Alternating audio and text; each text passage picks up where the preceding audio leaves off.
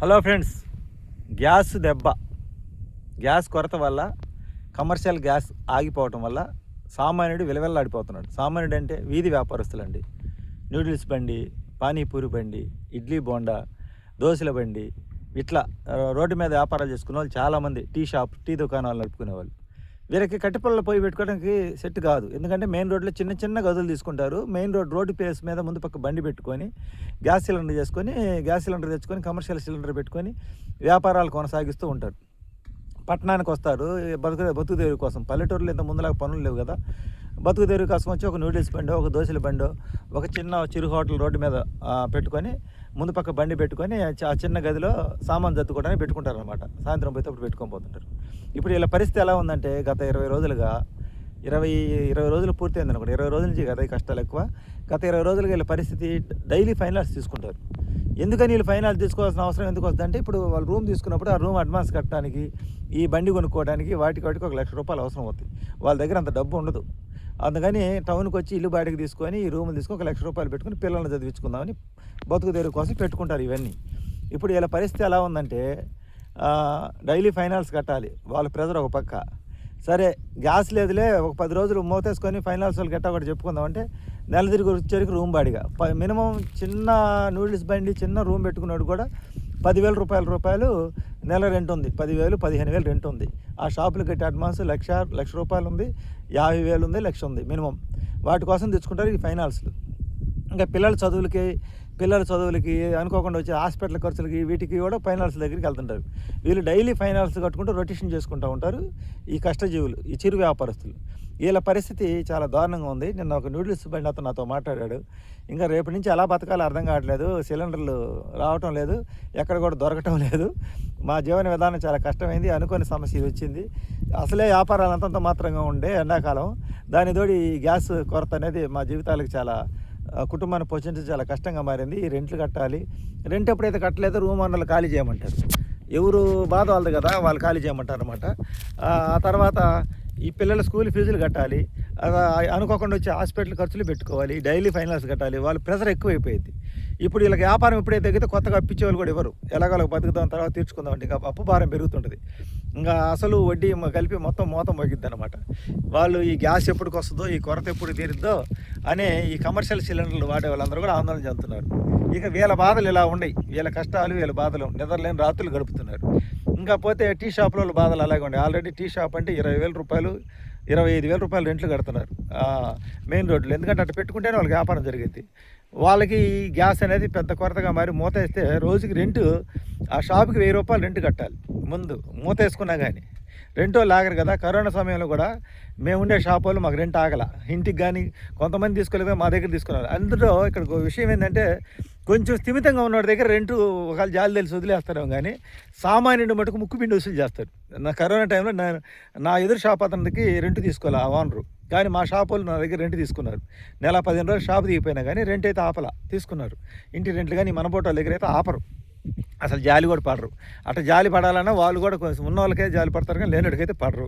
ఇది జగమెరిగిన సత్యం. వీళ్ళకి ఏ డిస్కౌంట్లు కూడా ఉండవు. ఇలాంటి పరిస్థితుల్లో వాళ్ళు ఆవేదన వ్యక్తం చేస్తున్నారు. ఈ కొరత మరి ఎప్పుడు తీరుద్దో ఏమో తెలియదు. వాళ్ళు అయితే ఈ విధంగా బాధపడతారు. ఇంకా రెస్టారెంట్లోకి వస్తే, ఈ రెస్టారెంట్లు పెట్టిన వాళ్ళు ఒక ప్యాషన్తో పెడుతున్నారు చాలామంది. అంటే వివాహం చేసుకొని అంతకుముందు ఏదో వాళ్ళు ఎక్కడెక్కడో కష్టాలు పడి ఇక మన ఊర్లో ఉందాము, వేరే మన దేశాలు పోవటం, భార్య పిల్లలతో అక్కడ కష్టపడటం ఎందుకు, మన ఊర్లో ఉందని చెప్పి ఆ ఊరికి దగ్గరగా ఉన్న టౌన్లో ఏదో ఒక ఆ ఊర్లో ఉన్న పొలం అమ్ముకోవటమో, లేకపోతే కొత్తగా పెళ్ళి అత్తగారు ఇచ్చిన డబ్బులతో ఈ రెస్టారెంట్లు పెడుతున్నారు. అదొక ప్యాషన్ మీద పెడుతున్నారు. అంటే ఇంక బతకొచ్చులే బాగా అని మెయిన్ రోడ్లలో స్థలాలు లీజు తీసుకొని ఒక్కొక్క రెస్టారెంట్కి 20 లక్షలు ఖర్చు పెడుతున్నారండి. 20 లక్షలు ఖర్చు పెట్టి వాళ్ళు ఏమి ఉన్నవాళ్ళు కాదు. అక్కడ ఒక 10 లక్షలు ఎంతో వాళ్ళు పెద్దవాళ్ళు ఇస్తే, లేకపోతే నా స్థలమో ఆస్తో అమ్మిన డబ్బులు 10 లక్షలు వస్తే ఇంకొక 10 లక్షలు అప్పు చేసి పెడుతున్నారు. అవి పెట్టిన కానించి వాళ్ళకి మెయింటెనెన్స్ ముందు ఈ వర్కర్లకి వాళ్ళకి ఒక రెస్టారెంట్ నడపాలంటే మినిమం నెలకు వచ్చేసి మినిమం ₹1,50,000 దాకా అయింది. ఇప్పుడు వాళ్ళకి గ్యాస్ లేదు. వాళ్ళ వ్యాపారాలు జరిగేది కూడా అంతంత మాత్రమే. నేను ఎందుకంటే చూస్తున్నా కాబట్టి చదువుతున్నా. కొన్ని బిజినెస్లే బాగా జరుగుతాయి. ఒక 150 రెస్టారెంట్లు ఉంటే వాటికి గట్టిగా బాగా జరిగే ఒక 10 ఉంటాయి, మిగతా 40 కష్టాలు నడుతుంటాయి. ఏది బలవంతులు బాగా డబ్బున్న వాళ్ళు పెడితే వాళ్ళకి జరుగుతుంటుంది. ఎందుకంటే వాళ్ళు సొంత బిల్డింగ్లు ఉండి పెట్టుకుంటారు, సొంత స్థలాల్లో వేసుకుంటారు కాబట్టి వాళ్ళకి ఇబ్బందులు. వాళ్ళకి కూడా జరగక లీజుకి ఇచ్చిన వాళ్ళు చాలామంది ఉంటారు అట్లా పెట్టుకొని. ఇలా రెస్టారెంట్ పెట్టిన వాళ్ళ పరిస్థితి వాళ్ళు మూతేసుకొని 20 లక్షలు పెట్టుబడి పెట్టి దానికి వడ్డీ అంత కట్టాలి. ఇంకా తర్వాత మళ్ళీ ఈ గ్యాస్ కొరత తీరి అవి ఓపెన్ చేసేసరికి 2 నెలలు 2 నెలలు పెట్టేసరికి 2 నెలలు రెంటు తడిసి మోపుడే అయింది. మళ్ళీ వర్కర్లు రావటం, మళ్ళీ కొత్తగా కస్టమర్లు అలవాటు చేసుకోవడం, మళ్ళీ చాలా కష్టంతో కూడిన పని. ఏముందిలే గ్యాస్ అనుకున్నా కానీ గ్యాస్ ఇంత పనిచేస్తే ఎవరు అనుకోవాలి. గ్యాస్ అంటే మామూలుగా మన గ్యాస్ ట్రబుల్ వస్తే హాస్పిటల్కి పోతే ఓయమ్మో గ్యాస్ ట్రబుల్ అనేవాళ్ళు. ఇప్పుడు నిజంగా ప్రపంచానికే గ్యాస్ సమస్య వచ్చింది. ఈ గ్యాస్ సమస్యతో సామాన్యులు అయితే చాలా బాధపడుతున్నారు. మనకి ఎప్పుడు ఎండాకాలం వస్తే నీటి కష్టాల గురించి ఎక్కువ మాట్లాడుకునే వాళ్ళం, నీటి కష్టాల గురించి. ఇప్పుడు నీటి కష్టాల గురించి కాదు, ఎవరు నోట పడినా గ్యాస్ సిలిండర్ ఉందా, గ్యాస్ సిలిండర్ ఉందా, మీకు ఎన్ని రోజులకి వస్తుంది. ఇళ్ళల్లో వాళ్ళు ఏమో మీకు ఎన్ని రోజులకి వస్తుంది, బుక్ కావట్లేదని వాళ్ళ బాధ. సరే ఇళ్ళల్లో వాళ్ళకంటే ఎట్టకొట్ట వస్తుంది, ఇంకా వాళ్ళు వాడుకునే సరిపోయింది. ఇప్పుడు వాళ్ళు కూడా ఇంట్లో కుక్కర్లు పెట్టుకొని ఒక పూట బయట తెచ్చుకుంటున్నారు. ఎందుకంటే కట్టిపల్లి పొయ్యి మీద హోటళ్ళు కొంతమంది హోటల్స్ వాళ్ళు కొంచెం ఖాళీ స్థలం ఉన్న వాళ్ళు ఏం చేస్తారంటే ముందు పక్క పొయ్యి వేసుకునే అవకాశం ఉన్నారు, పొయ్యి కట్టించుకొని చిన్నగా ఎట్టకొట్ట బిజినెస్ నడుపుతున్నారు. వాళ్ళ కష్టాలు పొయ్యి కట్టించాలన్నా కూడా 20,000 రూపాయలు అంత అయింది. 20,000 10,000 అంత అయింది. 10,000 రూపాయలకు మినిమం అయింది. 10,000 రూపాయలు అయింది పొయ్యి కట్టించాలంటే. వాళ్ళు మళ్ళీ అదనంగా పెట్టుబడి పెట్టుకొని పొయ్యి కట్టించుకొని వాళ్ళు చేస్తున్నారు. ఇది మన కమర్షియల్ సిలిండర్ ఆగితేనే ఇంత పరిస్థితి అయింది. ఇళ్ళకి ఈ సిలిండర్లు ఆగితే ఇంకా పరిస్థితి ఎలా దారుణంగా ఉంటుందో ఆలోచించండి. ఇళ్ళకి కనుక ఆగితే 4 అంతస్తులు 3 అంతస్తులు 5 అంతస్తులు టౌన్లో కట్టారు. ఇవన్నీ ఎలా కట్టారంటే పొయ్యిలు లేవు, చిన్న గదులు కట్టి రెంట్ ఇస్తున్నారు.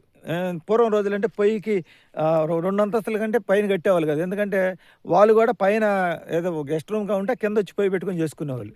ఇప్పుడు గ్యాస్ ఉండడం వల్ల ఎన్ని అంతస్తులైనా వెళ్తున్నాం, పైకి గ్యాస్ సిలిండర్ వస్తుంది, ముట్టించుకొని చేసుకుంటాం. పొగలేని వంట అనమాట, పొగలేని పొయ్యి. ఇప్పుడు ఈ గ్యాస్ కొరత కానీ ఇళ్ళకి కూడా ఏర్పడింది అనుకో, పరిస్థితి ఇంకా దారుణంగా ఉంటుంది. ఇప్పటికిప్పుడు పల్లెల్లోకి పోయి ఎక్కడికక్కడ వంట చేసుకోవాలి. ఇంక ఇట్లా ఊరు బయటకు వచ్చి ఎక్కడ చిలికల్లో ఇటు కట్టి పొలాలు ఉంటాయి కదా, ఏరుకొని పోయి అన్నం వండుకొని ఇంకేదో కారబొమ్మ బోర వేసుకొని తినే పరిస్థితి, సామాన్యుల పరిస్థితి అలా వచ్చింది నాకు తెలిసి అనిపిస్తుంది. అందువల్ల ప్రపంచ దేశాల్లో ఎక్కడో యుద్ధం జరుగుతుంది, మనకేముందనుకుంటే ఎక్కడో యుద్ధం జరిగితే ఇక్కడ బంగారం రేటు తగ్గిద్ది, ఎక్కడో యుద్ధం ఆగితే ఇక్కడ బంగారం రేటు పెరిగిద్ది. చూసి ఒకదానికి సంబంధం లేదు. నిలకలేని వ్యాపారాలు జరుగుతున్నాయి, రియల్ ఎస్టేట్ వ్యాపారాలు కానీ ఇవన్నీ కూడా ఇలాగే జరుగుతున్నాయి. ఇది టోటల్గా ఏది పెరిగినా ఏది తరిగినా నష్టపోయేది టోటల్గా సామాన్యుడే. విలువల కొట్టగలనేది రోజువారీ సంపాదించుకుని డైలీ లేబర్సే. ఇది మరి ఈ కొరత ఎప్పుడు తీరుద్దో, ఈ సామాన్యుల కష్టాలు ఎప్పుడు తీరుతాయో ఆ భగవంతుడిగా తెలియాలి. ఆయన అక్కడ ఇజ్రాయెల్కి, అమెరికా, ఇరాన్కి యుద్ధం జరుగుతుంది కదా, వాళ్ళు ఆ ట్రంప్ మనసు మారి, ఆ ఇజ్రాయెల్ వాళ్ళ మనసు కూడా మారి ఆ యుద్ధంగా నాగితే అందరం సంతోషంగా సౌఖ్యంగా ఉంటాం. ఎండాకాలం మామూలుగా జనరల్గా నీటి కష్టాల గురించి ఎక్కువ మాట్లాడుకునేవాళ్ళు. ఇప్పుడు నీటి గురించి మాట్లాడుకుంటున్నాం. ప్రతి ఒక్కరు గ్యాస్ అంటే అది అంత అవసరం అయిపోయింది. ఇప్పుడు ఏది లేకపోయినా, గ్యాస్ లేకపోయినా, పెట్రోల్ లేకపోయినా, డీజిల్ లేకపోయినా, ఏది లేకపోయినా మన జీవనం నడగదు. కరెంట్ లేకపోయినా పూర్వం రోజుల్లో కట్టిపుల్లలు బుడ్లు పెట్టుకొని చేసుకున్నాం. మా చిన్నతనంలో కూడా అలాగే జరిగింది. కట్టిపుల్లలు పొయ్యిలు బుడ్డి పెట్టుకుని బుడ్డి కింద చదువుకునేవాళ్ళు. కరెంట్ లేదు మా చిన్నతనంలో. ఇప్పుడు ఏది ఆగినా మానవ జీవితమే సాగదు. ఎందుకంటే కరెంటు వాహనాలు కూడా ఎక్కువైపోతున్నాయి. మానవుడు ఎంత తెలివితేటలు పెంచుకున్నాడో అన్ని ఇబ్బందులు పడుతున్నాడు.